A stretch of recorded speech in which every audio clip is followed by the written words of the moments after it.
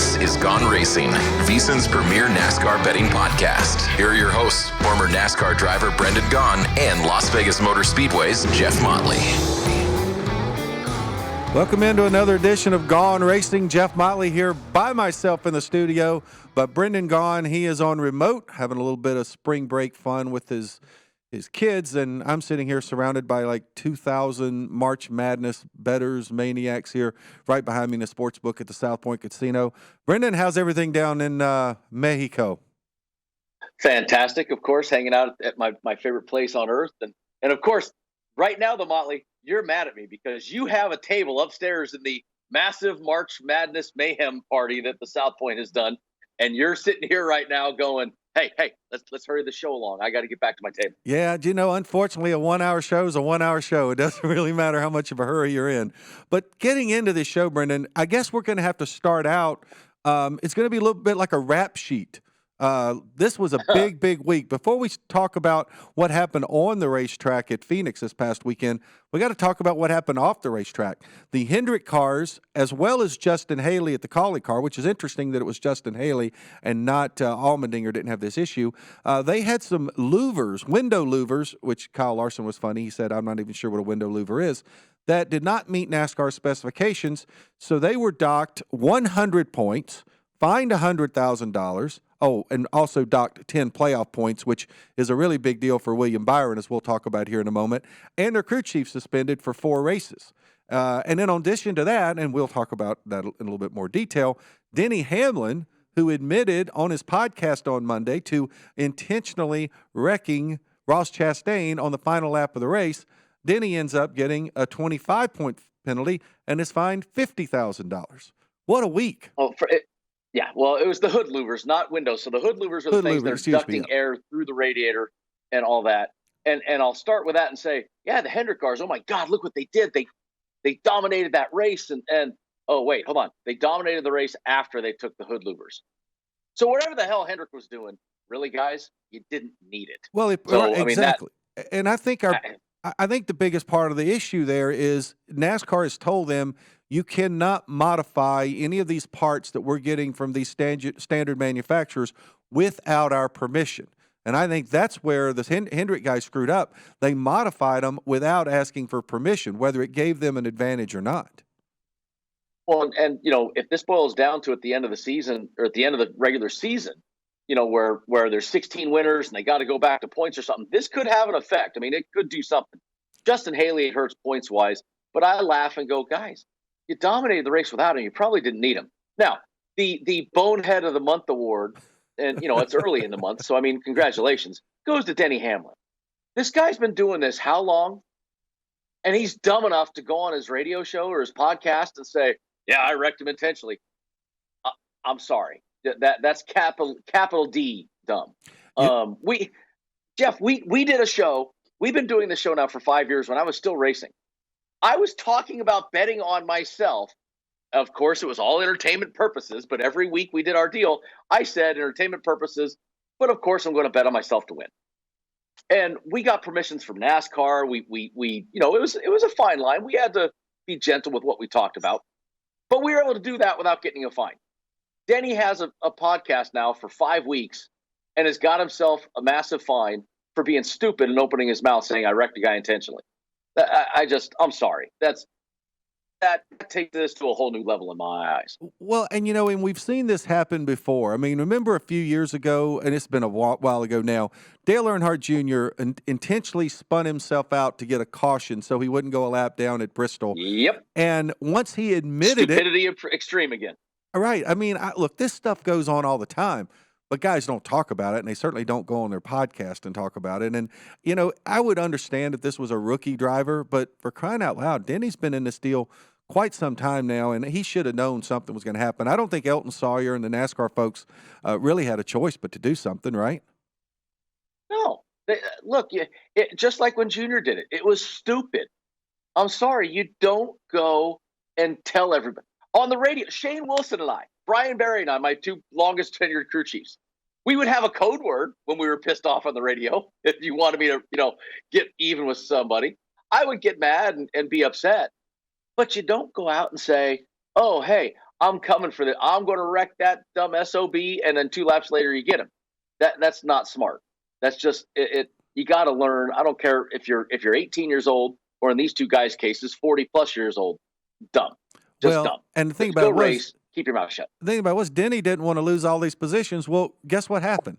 He lost all the positions anyway. He and Ross ended up the last 2 guys on the lead lap because of that. So he cost himself a bunch of points. If he had just kept the car straight, okay, maybe he's going to lose 8 or 10 positions. He lost like 15. So anyway. And he lost points in the end. So now he looks like he finished dead last for losing points.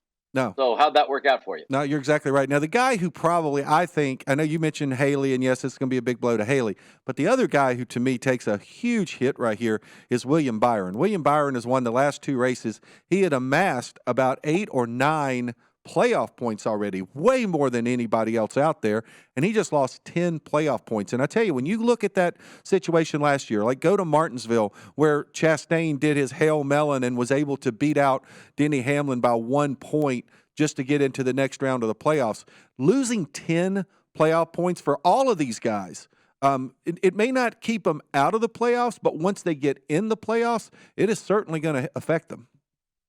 Yeah, the playoff point thing is going to be a bigger hit than the general points, honestly. Haley is now going to start the season negative points. I think the last time we saw this was, Brad Keselowski 10-something years ago. So, I mean, or maybe Michael Waltrip, I think 10 plus years ago, where we had guys start the season out in negative points. So, I mean, that's interesting. But the playoff points hurt him worse. In the end, right now, the hottest guy in the sport, woo, dog it.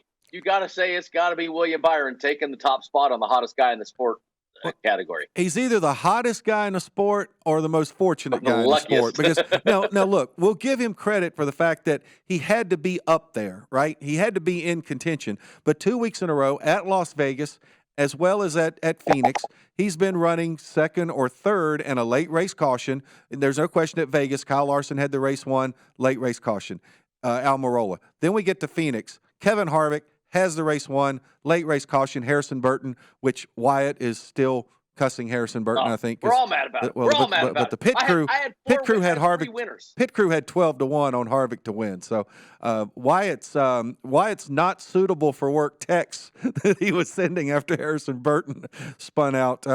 We can't even talk about those right now. But William Byron, he had himself in position, has certainly been part of good fortune. And guess what, Brendan? For the 4th week in a row, a double-digit winner, and we might have another one this week, but 12-1 William Byron was to win. He was plus 350 for a top 3. Group C, he was plus 215. He was a head-to-head plus 105 against both Denny Hamlin and Christopher Bell, and he brought Chevy home at a plus 150. Yeah, Wyatt's so mad we had to bring Ann back in today to go behind the glass for us because he just said he couldn't do it. It's a fun little joke for us, but Wyatt is with the Lady Rebels during the NCAA tournament. So good luck to Wyatt. But we are happy to have Ann back. But double-digit winner, 12-1, and this week, Jeff, not a little foreshadowing. We have a really good possibility of another double-digit winner. So William Byron, though, absolutely late race pit stop, great job on his pit crew. I mean, everything is worked out for him. He's in position, and he's actually taking advantage and looking like I said, we always talk about William Byron being there and then disappearing for 6 weeks. Well, right now, he's the hot hand. We need to keep with it. Yeah, see if he can keep this going throughout the entire season. Let's take a look at the top 10 from last week. We mentioned William Byron. Ryan Blaney, certainly not to the odds makers' surprise. He finished second. His top 3 was a plus 240. Tyler Reddick had a really, really good number for a top 3, a plus 550. Looking down the list there, Kyle Larson, Harvick, man, unlucky for Harvick. He probably had the best car most of the day. I know Larson led a good part of the race, but certainly there at the end, Kevin Harvick had the best car. Made a 4-tire change. Kind of hard to argue with that decision. It just didn't work out. The big one to me in the top 10, Josh Berry, only his second start in the 9 car in relief of Chase Elliott coming in with that finish. It gave all 4 Hendrick cars, put them in the top 10. Unfortunately, all 4 Hendrick cars lost 100 points on Wednesday. Yeah, but I mean, you look, Hendrick is absolutely starting out the season, with some steam here, right? I mean, Josh and Alex coming in there. To me, what I noticed is no Trackhouse cars. Last week, we talked about how Daniel Suarez was the top one. This week, no Trackhouse cars. But what I do notice is two Stewart-Haas cars, Kevin Harvick, Chase Briscoe, both in there. We talked about Chase on the show a lot last week, how this is a great track for him. That held true. And Kevin Harvick, what have you done for me lately? another top 5 at this track that, yeah, he should have won it. Yeah, he had all that, but still top 5. Kevin was right there. He cost, we all had him bet. And Tyler Reddick, 550. That's a good, he needed that, right? We had talked, Tyler Reddick needed some momentum. Well, in a little defense of the Trackhouse cars, one of them probably would have had a top 5 if somebody hadn't let go of the steering wheel and said, I'm taking you with me. But that's another story for another day, as we have well documented earlier on. So we'll take a look at the upcoming schedule. This week we're heading to Atlanta. I want to say still the redone Atlanta. This is going to be the second year that we've had this newly high-banked, repaved Atlanta Motor Speedway. And then, Brendan, we're heading off to Circuit of the Americas at Austin, Texas, and got some news this week. Guess who's going to be running down in Austin, Texas this week, next week? Got a couple guys, but Jimmy Johnson's the one you're talking about. Yes, 7-time Jimmy Johnson. I think Jensen Button. Is it Jensen Button? I get all those Formula One Jensen guys. Button. I can't keep up with all of them. And Jordan Taylor. Great. He's going to be racing in the 9 car for Chase Elliott. And then it's short track heaven. Richmond, the dirt race at Bristol, and then Martinsville Speedway. So it's actually the one part of the schedule where we're not going to have quite as much diversity in there because we will have all those short tracks. Yeah, no, it's a fun little schedule coming up. And when we, next segment, when we get to the guys who've been great here, it's kind of an asterisk, right? I mean, you said it, new track. So hard to say, oh, look what these guys have done in the past, because it's a different place. No, you're right. Okay, we come back on Gone Racing. It's going to be time for Brendan and I to start breaking down this week's race at Atlanta Motor Speedway.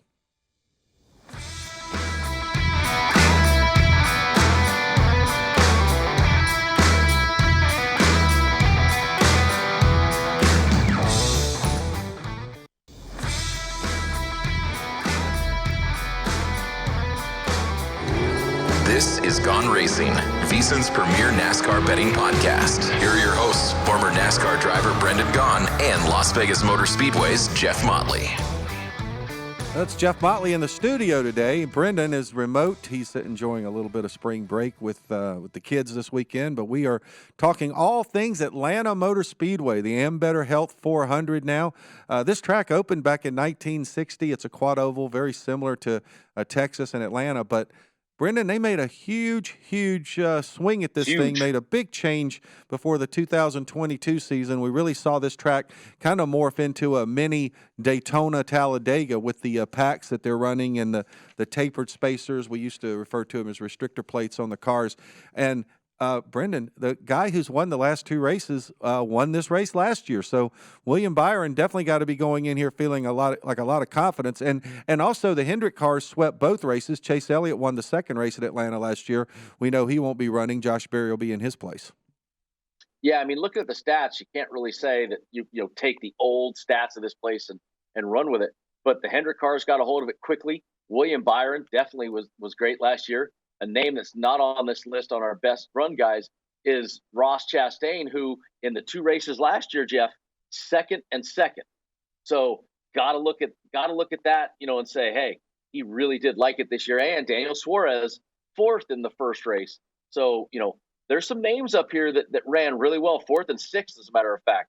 So Corey LaJoie with a top 5 finish last year in the first race here. So I think we could see another, your favorite word, a little crapshoot now coming out of this track. Well, I think there's no question about that. And I tell you that right now, the Chevrolets are being so dominant right now. I mean, the Chevrolets are owning everything. They're winning the races. And even if William Byron wasn't the guy dominating all the races, the Chevys were still dominating, with the exception maybe of those last 50, 60 laps that Kevin Harvick led at Phoenix. So right now, I think if you're driving a Chevy, you got to feel pretty good about going into Atlanta.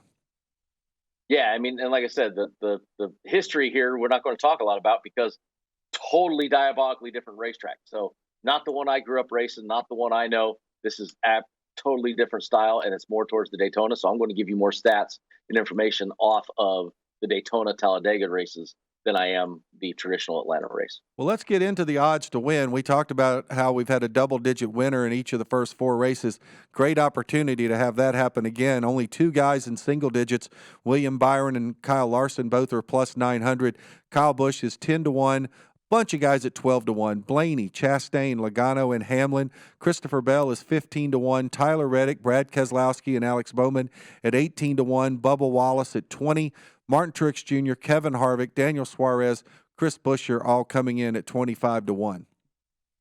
Yeah, I mean, I look at this list and you say, well, this place plays out like we're talking with all these different style winners. I can look at a bunch of these and say, okay, Hendrick been super hot. There's Alex Bowman sitting right there with a huge number. I can look at the first race, say Chris Buescher finishing seventh, pulling through in the end, knowing how to get it done.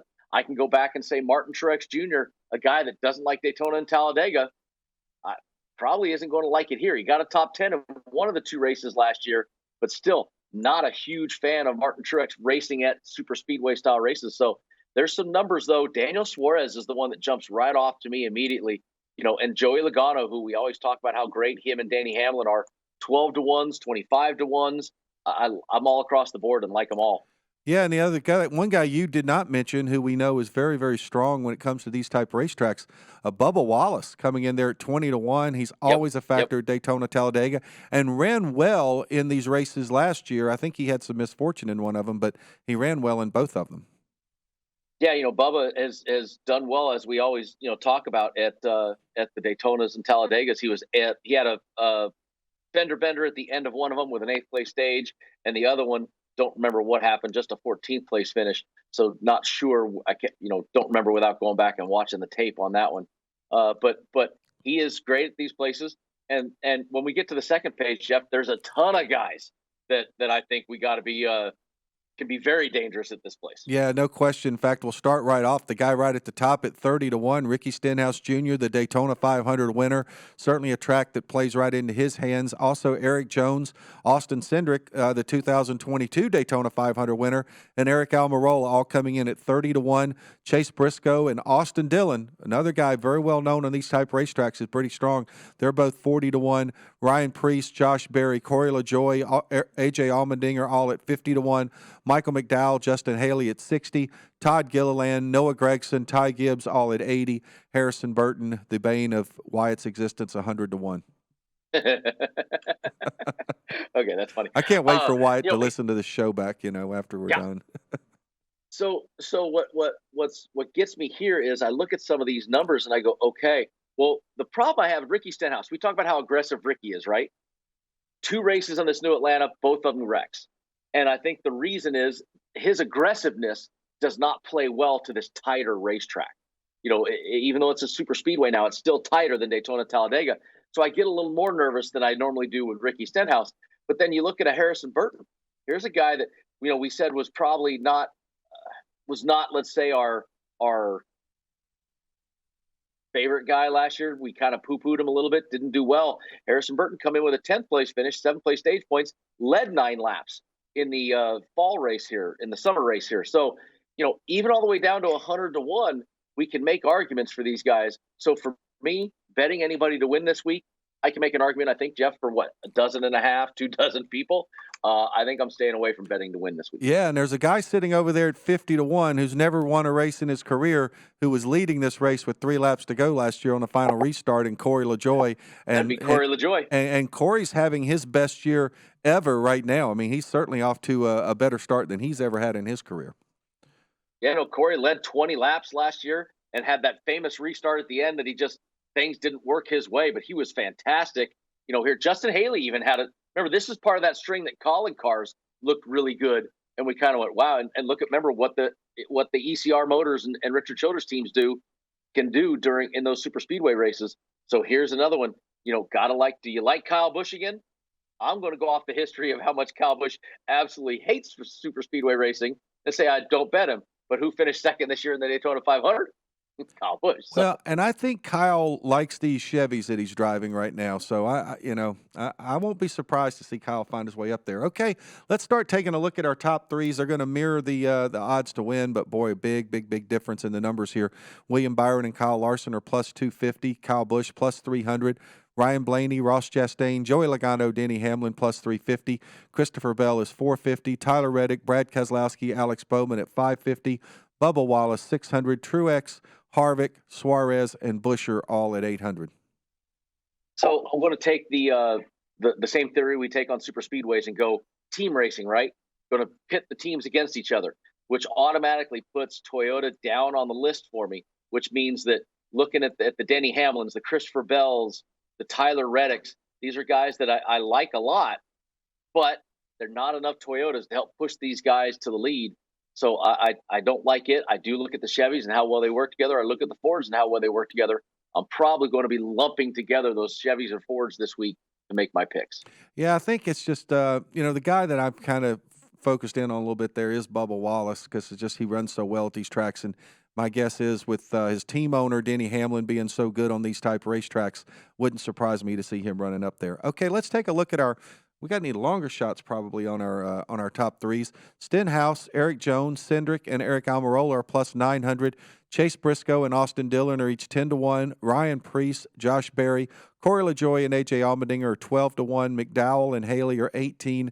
Gilliland, Gregson, and Gibbs at 20, and Burton at 25. Yeah, really difficult here, but I'm going to look again. I'm going to go and say, all right, Kurt Busch finished third, the lone Toyota in this race last year before he was out. So I'm going to look and say, man, one Toyota, but Corey LaJoie 12-1. Can he get some help this time? Does he have a little bit of, are there people there really buying into the Corey LaJoie start? I look at that and say Chase Briscoe with the other Fords. Ryan Preece, Chase Briscoe, two teammates that'll be pushing each other together. A.J. Allmendinger, Justin Haley. Remember how great, look, who is the best in Xfinity? Who's been the best team on super speedways in the last year and a half?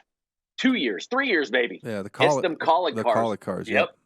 So I like some of these numbers. I might be jumping on a Dinger or a Justin Haley or an Austin Dillon to get those guys all to work together at the end, because they all love this style racing too. Well, and I see a couple of former Daytona 500 winners that are sitting there in double digits. You mentioned Austin Dillon at 10-1. Mm-hmm. And look, one guy who does not shy away from these type racetracks is Michael McDowell. We know that Michael McDowell loves this type racing. He got the win in Daytona back in, 2021, I believe he was a Daytona 500 winner. So I think we know what to expect out of him. No, I like that a lot too. I mean, there's guys here that, look, Ryan Blaney, once again, not really a closer, but leading laps, scoring stage points, all those things. I think Blaney's great, but man, that Eric Jones sticks out to me. These teams that we don't always get to talk about, right? I mean, the Eric Jones, the Eric Almirola, Chase Briscoe. I like them all right now. Well, I think that's one of the great things about the top threes. There's a lot of guys that definitely have a great chance in the top three. Okay, when we come back, Brendan and I are going to start talking about the driver head-to-heads as well as breaking down our group matchups.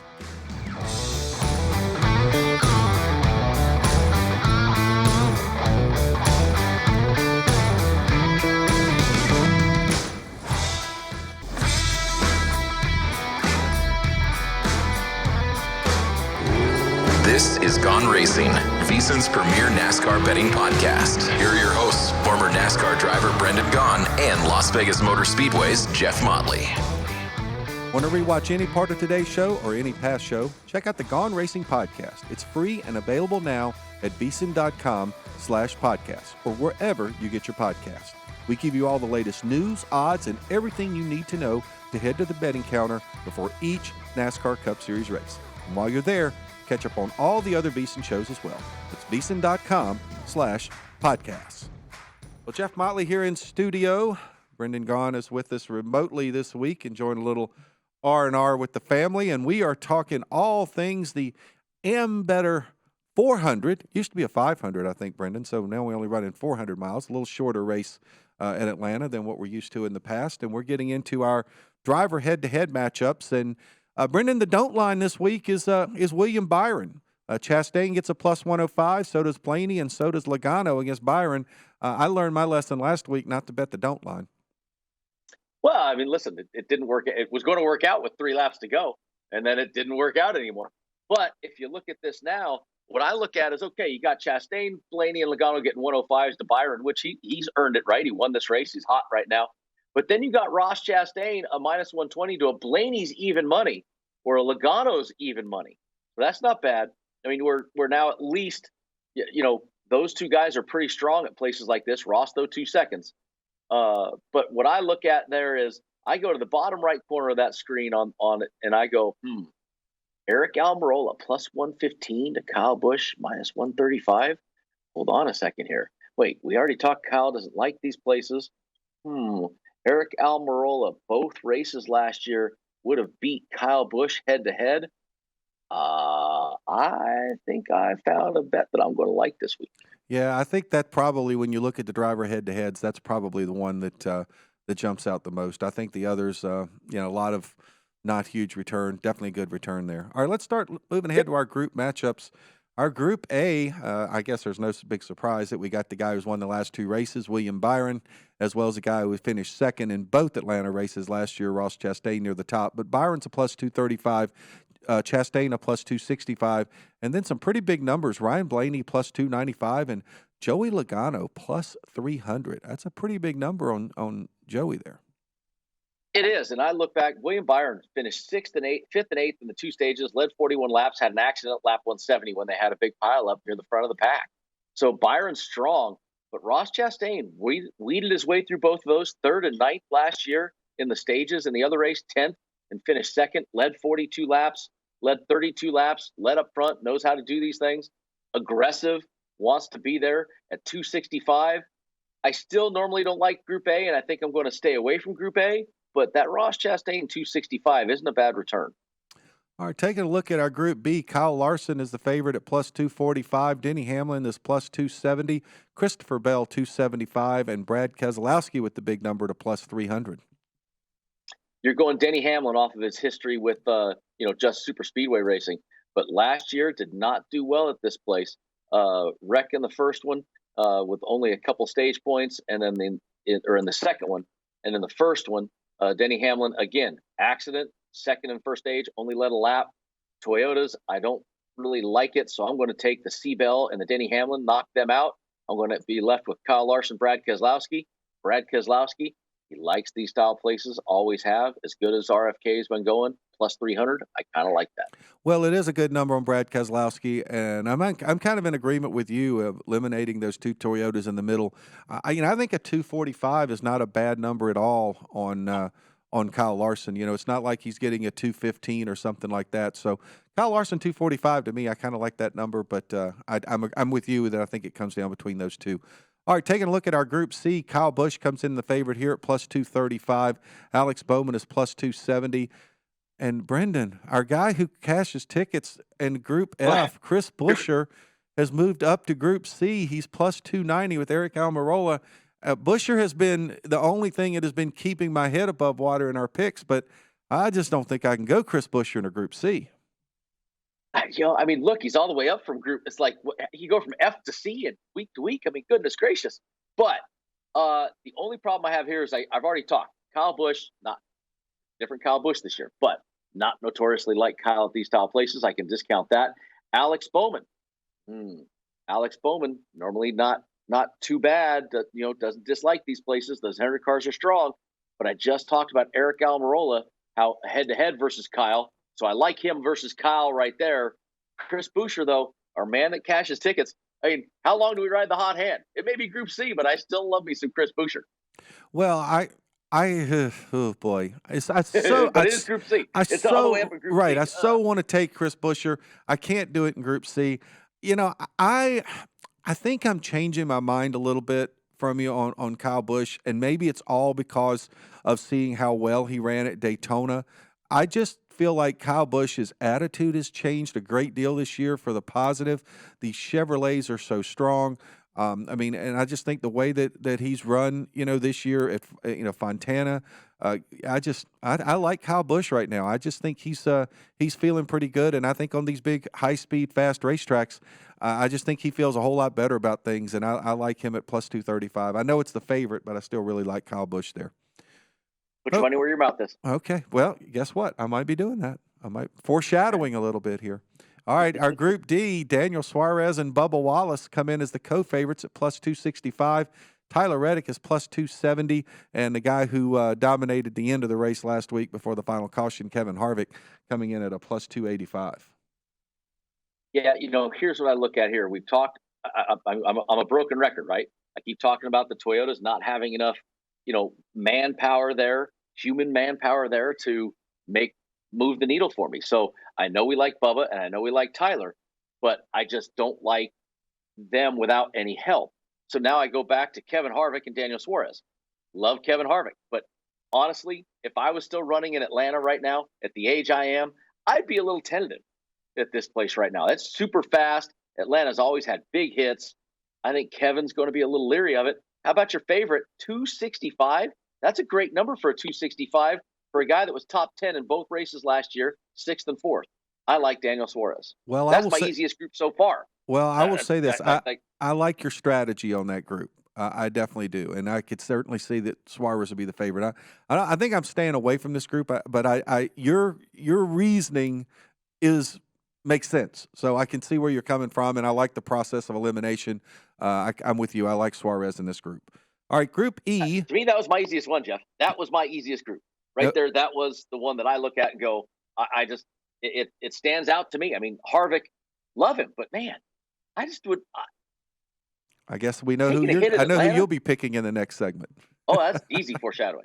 All right, let's move along to our Group E, and this is the throw the blanket over him group here. Ricky Stenhouse Jr., Martin Truex Jr., Austin Cindric, all at plus 270. Eric Jones at plus 275. Yeah, Ricky Stenhouse, once again, aggressive. Is he, Jeff, we he won the Daytona 500. You and I, we talk about him every time we get speedways, right? He is great at it, but he's super aggressive. And I think that's hurt him a little bit here at Atlanta because it's not the room to move around. The Toyota, once again, Martin Truex Jr., the same thing, even though he ran decent here. He had a top 10. But then I got Cindric and Jones. You're not giving me any juice either way, right? They're pretty evenly matched on the price. Cindric finished third in the summer race here, and Eric Jones finished fourth in that same race. Most evenly matched group on odds, most evenly matched group on paper. Don't like it. No juice for the squeeze for me. Yeah, the one guy who I think, maybe I shouldn't say the one guy. Stenhouse, I'm kind of with you. I think that, a place like Daytona and Talladega where it's a little bit bigger, wider, his aggressiveness kind of plays out. I don't think it plays real well here in Group E. I think Cindric digs these kind of racetracks, though, and Penske cars are always strong at these type racetracks. So I really, really kind of like Austin Cindric in this group. I don't know that I look at it as throwing a blanket over him as much. I'm with you. I think the two guys at the bottom, Cindric and Jones, are probably the two guys that I like the most there, but I'd kind of lean towards Cindric. Okay, our final group. I don't disagree. Our final group has very, very similar odds. It really mirrors that. A.J. Allmendinger, Chase Briscoe, Ryan Preece, all coming in at plus 270. And then there's Justin Haley coming up at the bottom at plus 275. But another really, really tightly packed group here. Yeah, and it's hard to get any. I mean, all 270s across the board. It's tough to really want to jump in on anybody, right, Jeff? But I talked about it. Haley had a top 10 here. So I like that. Dinger didn't run this race. So, I mean, okay. But Briscoe runs really good at super speedways. So normally we love Group F. I don't like Group F today. It just nothing screams, hey, pick Briscoe over Preece, over Dinger, over Haley. Teammates with teammates, and nothing sticks out for me to say, hey, let's jump in Group F today. Well, I agree with you totally on this Group F. The one thing that I say is I see four guys there who are completely fearless. So that's four guys right there who, it's going to be hammered down, and they really, really want to win this race. So, okay, we'll be back on Gone Racing. We'll have our final segment. We'll give you the manufacturer props. We'll tell you how we did last week, and we'll give you our picks for this weekend's race at Atlanta.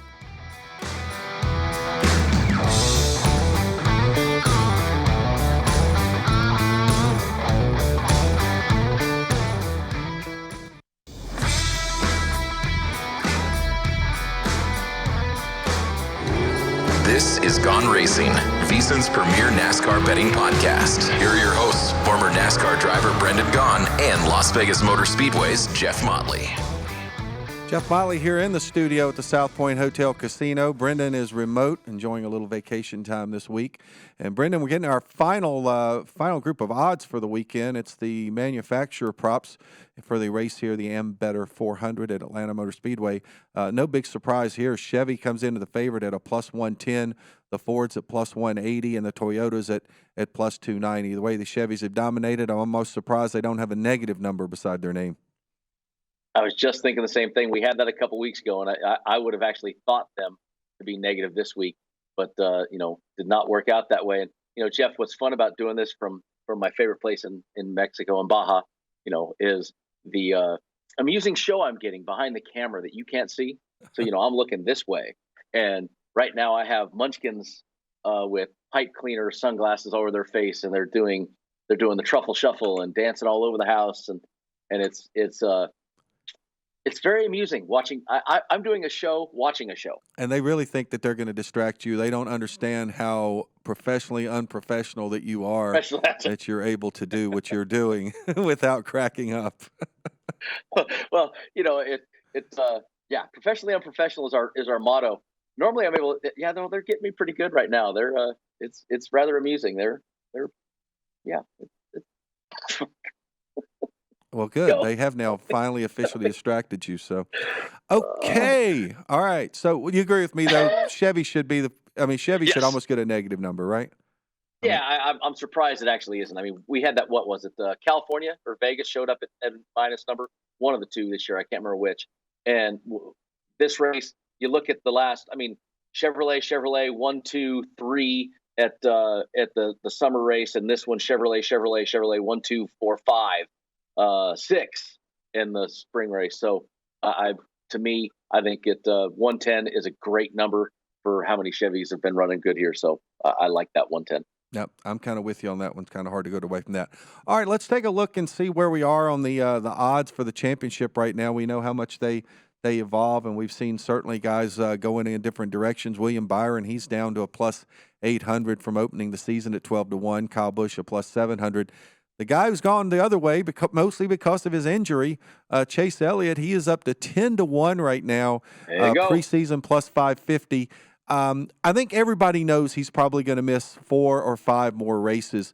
So I think these odds probably reflect the fact that they know he's going to miss a few more races. So I don't necessarily know that we're going to get any better odds on Chase Elliott unless you want to roll the dice and say, okay, if he comes back and he hasn't won a race yet in May or June, then his odds go up to 14 or 15-1, or would you wait, or do you bet him now? Well, I said that last week, that Chase Elliott was 950, I think, last week. And I said, hey, if you wait a couple more weeks, it might keep getting to double digits. Here it is. It's 10. How much further will it go? I'm with you. I think it's going to go back to 14, maybe 15-1. So I would still wait another week or two to take that Chase Elliott bet. And they're still great numbers, though. I mean, Alex Bowman is 30-1. Look at how strong the Hendrick cars are. I think Alex is going to get a win here sometime soon. And Bowman, 30-1, that's going to drop to low teens, maybe even single digits. That's a great one that sticks out for me too. Yeah, other than he can win 3 races and no segments and still go in with a negative amount of points into the playoffs. I think these 10 playoff point penalties are probably going to affect all of them. In fact, I'm a little surprised that Byron's number right now is plus 800 because he's still trying to dig out from that. But I think that may be reflecting why Kyle Larson has gone from a plus 600 to a plus 800, even though he's been very, very strong. He was strong at Phoenix. He was strong in Vegas. I expect him to be strong again this week in Atlanta. Yeah, and I think his numbers will get lower and lower, and Larson is going to go the same way. He's gone the right way, right? He's plus 800 now. And I think Larson will keep shrinking back down. So those are 2 spots that I think you can make some hedge on your future right there. I like those numbers, even though they're still small. Yep, I think you're exactly right. All right, Brendan, guess who is in the positive numbers? Who is that, Jeff? Who's in positives? You are back in the positives. Definitely a good week for you. You got a win with Kyle Busch over Joey Logano, and you got our man, Chris Buescher, winning in Group F, gave you a plus total this week, moved you up into the plus numbers overall. I got that same win with Chris Buescher. Unfortunately, my don't line try on Ryan Blaney was a complete loser as I lost all 3 of those bets. The pit crew, boy, unbelievable. They had Harvick to win. Harrison Burton crashes. They lose that one. They got Chastain over Blaney. Denny Hamlin decides he doesn't want Chastain to beat Ryan Blaney, so that takes him out of the loop. Just a pretty rough. And then Keselowski was running really, really well almost the whole day. That last pit stop kind of threw Keselowski off, so the pit crew got a -5, and our current standings right now, you're at 1.7. I'm a -5.4, trying to keep my head above water a little bit here. And pit crew who, last week we ran a picture of them with bandages on their face. I think we should have a new picture probably with casts on their arms, splints on their legs, things like that, because they definitely took a beating this week. Motley, you're leaving out, though, that I could have had 4 winners. I had Harvick over Blaney, And I had Harvick in the top 3. I had 4 winners coming down with 2 laps to go. And Well, I had 4 winners. I'm pretty sure. I mean, I had it. I'm pretty sure Kevin Harvick is more upset about the last 2 laps than you are. No, I don't think he is. I think I'm more upset. You're still leading. Still in first place, okay? Not by enough. Never by enough. Yeah, you proved that at the beginning of last season. Ouch. Sorry. Couldn't help. Okay, let's get into this week's picks. The crew bringing up the rear got their picks in first. Wyatt's not here to read them, and Ann doesn't want to go on camera. You know, she's in the witness protection program, so we can't put her on camera. Shaking her head, no. Yeah, I know. She's shaking her Get head Ann now, back, so. and she still won't come on. Come on. I know. So they've got Ryan Blaney over William Byron at plus 105. They got Brad Keselowski. Wow, they're letting Wyatt get his Brad Keselowski pick in. Got Brad Keselowski in Group B, Bubba Wallace to win Group D, Ricky Stenhouse Jr. Group E, and Justin Haley in Group F for the pit crew. Now, I will go to my picks for this week. I'm going to go into the top 3s, a double-digit guy in the top 3. I'm going to go with Austin Dillon. Austin Dillon for a top 3. I know he loves these type of racetracks. He's got a good teammate out there now that he can run with, and I like Dillon there. And then I'm going Ross Chastain in Group A. I'm going Kyle Larson in Group B. That's going to be head-to-head with our pit crew here with Brad Keselowski. Group C, I'm going to go with Kyle Busch. And then my last pick, I'm going into Group E, and I'm taking Austin Cindric. Well, who gets to go last again this week? Why do I get to go last? Because you're in first. Oh, that's right. I just couldn't remember how. I couldn't remember how we chose. So since I have the lead, last year what happened when I had the lead, Jeff, is I started to take those. I still went for long, big numbers, right? I'm going to play it safe this year. I'm just going to do what Uncle Brett says, and I'm going to cash tickets. Doesn't matter if they're small. I'm cashing tickets. So I'm starting with Eric Almirola in the head-to-heads versus Kyle Busch. It's a plus 115. I like the number, and I think that Eric is going to just do me a nice solid top 12, and Kyle isn't going to like this place. Then I'm jumping into the groups with you. I got Group B at Keselowski. I do like that. Wyatt didn't make my picks. I'm jumping in there. I got it.